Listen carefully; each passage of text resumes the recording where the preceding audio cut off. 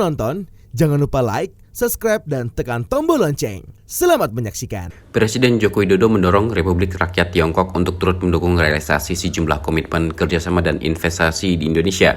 Dorongan tersebut secara langsung disampaikan Presiden Jokowi kepada Perdana Menteri Li Qiang saat menggelar pertemuan bilateral di Istana Merdeka, Jakarta.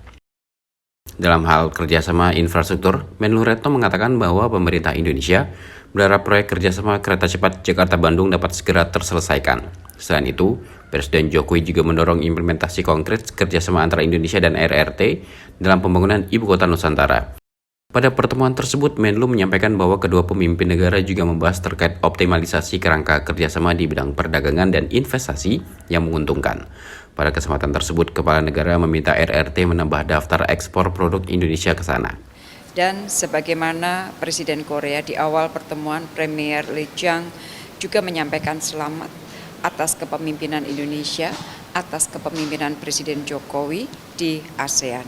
Premier mengatakan bahwa KTT berlangsung dengan sangat baik dan juga hasilnya sangat baik. Dan ini semakin memperkokoh kepemimpinan Indonesia di kawasan dan di dunia.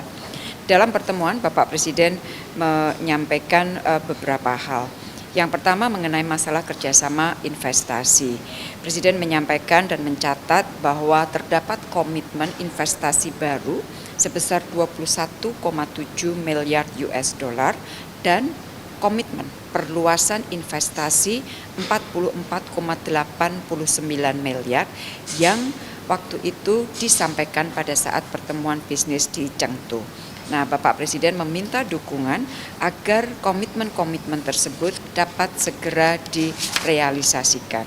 Bapak Presiden juga menyampaikan realisasi pembentukan Two Countries Twin Port sebagai jembatan bagi perusahaan Indonesia dan Tiongkok dan menyampaikan pentingnya penjajakan investasi di bidang lain seperti di bidang kelautan dan perikanan. Hal kedua yang disampaikan Bapak Presiden adalah terkait kerjasama infrastruktur. Kereta cepat Jakarta-Bandung dinilai hasil inspeksi cukup baik dan pembiayaan cost overrun sudah masuk tahap akhir dan diharapkan dapat segera diselesaikan. Selain itu, Presiden juga mendorong implementasi konkret kerjasama OIKN dengan Shenzhen untuk perencanaan pembangunannya dan mengajak partisipasi aktif sektor swasta dan BUMN RRT di sektor konstruksi pembangunan IKN. Yang ketiga, Bapak Presiden mendorong peningkatan kerjasama perdagangan, antara lain meminta dukungan untuk penambahan daftar ekspor seperti sarang burung walet dari Indonesia, kemudian pembukaan pasar bagi durian serta hasil pertanian dan hasil laut Indonesia. Presiden juga mengharapkan kita berdua Indonesia Tiongkok dapat mengoptimalisasi semua kerangka kerjasama bilateral di bidang perdagangan dan investasi yang menguntungkan kedua belah pihak.